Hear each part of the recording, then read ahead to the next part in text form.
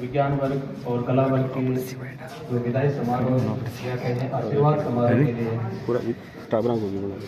मैं आपको ज़्यादा कुछ अभी नहीं बताना चाहूँगा, क्योंकि पूरे साल भर मुझे लगा है कि सभी गुरुजन ने, मैंने, डायरेक्टर सर ने आपको खूब सारी बातें बताई है, और उन सभी बातों की अगर आप पालना करोगे तो जीवन में खूब आगे बढ़ोगे, मेरा ऐसा मानना है। जैसे सरपंच महोदय ने अभी कुछ बातें आपको बताई थी, उसी का थोड़ा सा जिक्र करना चाहूँगा मैं। उन्होंने बोला था कि जो आपके पाबंदियों का दौर था वो कक्षा 12 तक ही था, इससे आगे आप जाओगे, आप थोड़े आज़ाद होंगे, आपको कोई ज़्यादा रोकने वाला नहीं होगा। तो उसके लिए मैं आपको एक त्रिस्तरीय योजना बताना चाहूँगा। जैसे हम अपने सब्जेक्ट्स में भी पढ़ते हैं बहुत सारी योजनाओं के बारे में, ये योजना आपके जीवन से संबंधित है। तो उस त्रिस्तरीय योजना में जो पहला बिंदु है वो है विवेक। जैसे सरपंच साहब ने बताया था, जब आप 12वीं कक्षा छोड़ के कॉलेज में प्रवेश करोगे तो उस समय आपको ज़्यादा कोई गाइड करने वाला नहीं होगा, मेरा ऐसा मानना है। आपको अपने विवेक से काम लेना पड़ेगा, खुद के विवेक से। और उस विवेक का अर्थ क्या होता है कि आपको सही और गलत में अंतर करना आना हो। तो आप अपने विवेक का काम करें। और दूसरा जो बिंदु है इस त्रिस्तरीय योजना में वो है परिश्रम। परिश्रम का कोई विकल्प नहीं है, कोई बहाना नहीं है। आप अपने विवेक से निर्णय लें और उस निर्णय में इतनी परिश्रम करें, इतनी मेहनत करें कि आपका वो निर्णय सही हो, आप सफलता प्राप्त करें। और जो तीसरा बिंदु है वो है स्वाभिमान। आप जीवन में जो भी करें सही करें, पहले खुद अच्छे बने, सही बने, फिर अपने स्वाभिमान की हमेशा रक्षा करें। मेरा ऐसा मानना है कि व्यक्ति का स्वाभिमान है वो सबसे उच्च होता है, सबसे ऊपर होता है। जैसे बाबा साहब अम्बेडकर ने कहा भी था कि भेड़ बकरियों और सूअर की तरह पूरा जीवन जीने से अच्छा है कि सिर्फ एक दिन ही जिए चाहे लेकिन शेर की तरह जिए। तो अपने स्वाभिमान की हमेशा रक्षा करना। अब मैं ज़्यादा आपका समय न लेते हुए भाषण तो नहीं दूंगा, क्योंकि ये थोड़ा सा भावुक पल है। और जैसे कहा भी है किसी ने कि रघुकुल रीत सदा चली आए, प्राण जाए पर वचन न जाए। इसी को मैं थोड़ा सा अलग तरीके से बोलना चाहूँगा कि विद्यालय और विद्यार्थी रूपी रीत सदा चली आए, आप सभी जाए पर आपकी याद न जाए। और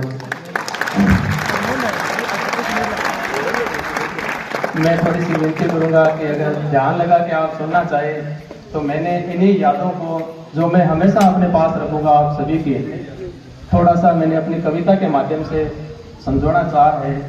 तो आपसे मैं निवेदन करूंगा थोड़ा सा ध्यान लगा के सुनने का प्रयास करें।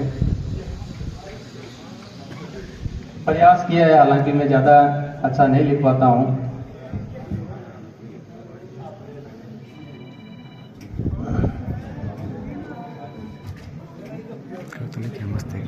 तो कविता की शुरुआत कुछ यूं होती है।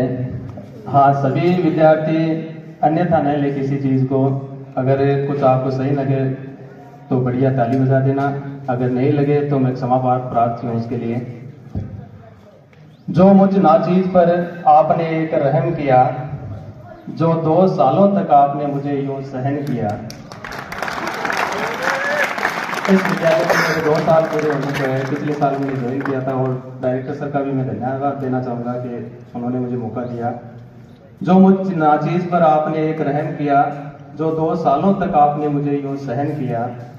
डांट, गुस्सा, पिटाई, मैंने एक पर एक तुम सब पर वार किया,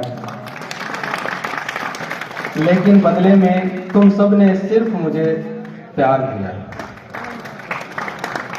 अब मैं कक्षा 12 कला वर्ग के विद्यार्थियों से निवेदन करूंगा कि वो थोड़ा सा गौर से सुनें। चाहे वो चंद्रपाल के साथ नोक-झोंक हो या ज्योति से मेरा न बोलना, बस एक गुजारिश है, इस विद्यालय रूपी तराजू में मुझे एक शिक्षक समझकर तोड़ना।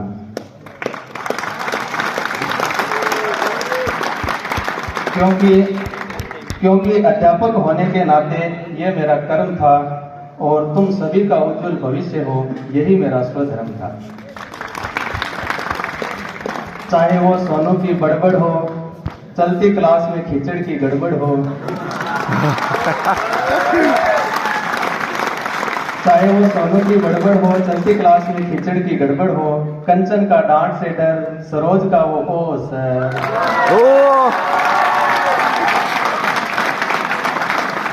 मैं भूलूंगा नहीं, मैं भूलूंगा नहीं। आनंद सुलोचना का चलती कक्षा में सोना, कंचन का हर दिन किसी बात पे रोना,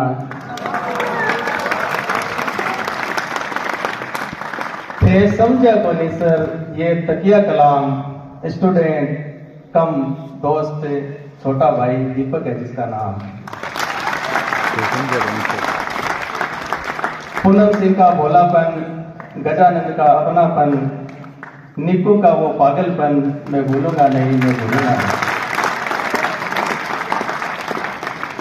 सावित्री की सादगी, सीता की मासूमियत, बाजिया स्वामी पूनिया की पढ़ाई में खोटी नीयत है।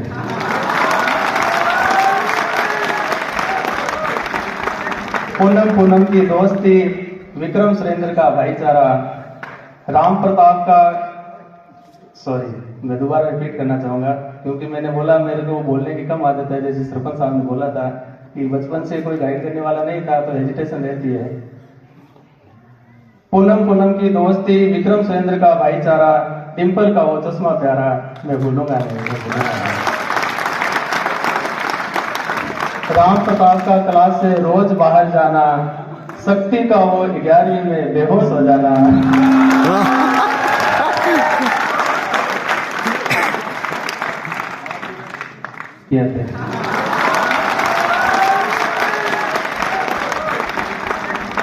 पूनम की दोस्ती, विक्रम सुरेंद्र का भाईचारा, राम प्रताप का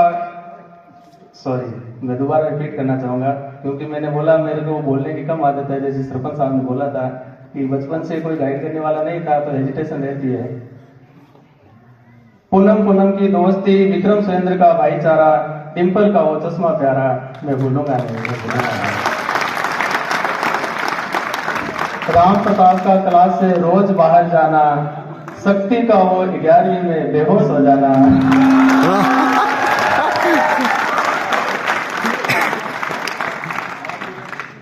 शक्ति का वो बेहोश हो जाना, डूडी के अलग झमेले, मंडा पर शादी के चुटकुले,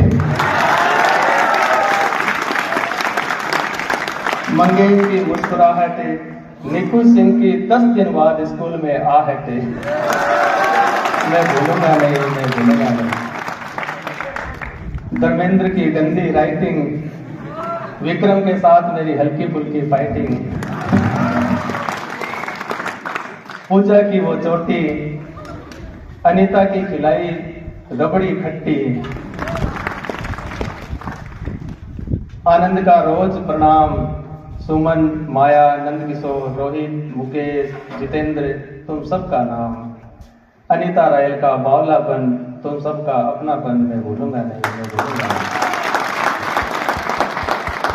तो ये तो कक्षा 12वीं के कला वर्ग के विद्यार्थी थे जिन्होंने 2 साल तक मेरे से अध्ययन किया। तो मैंने आप सबके व्यवहार को, आप सबकी आदतों को, आप सबके नादानियों को या आपकी अच्छाइयों को, जो भी चीज़ें मेरे साथ यादें थी वो मैंने ऑब्जर्व की। अब कक्षा 12 विज्ञान वर्ग के विद्यार्थियों के लिए भी मैंने कुछ सोचा, हालांकि वो मेरे से पढ़ते नहीं है तो मैं ज़्यादा सोच नहीं पाया क्योंकि कोई भी चीज़ जब लिखी जाती है तो थोड़ा ऑब्जर्व किया जाता है, थोड़ा अंदर से वो निकलता है जो हम साथ में एक इंटरेक्शन करते हैं। लेकिन फिर भी मैंने कोशिश की है थोड़ी सी, जितना मैं देख पाया। तो उसकी शुरुआत यूँ है कि देवीलाल के बालों का रोना, ओम प्रकाश का रोज फेस वॉश से मुंह धोना,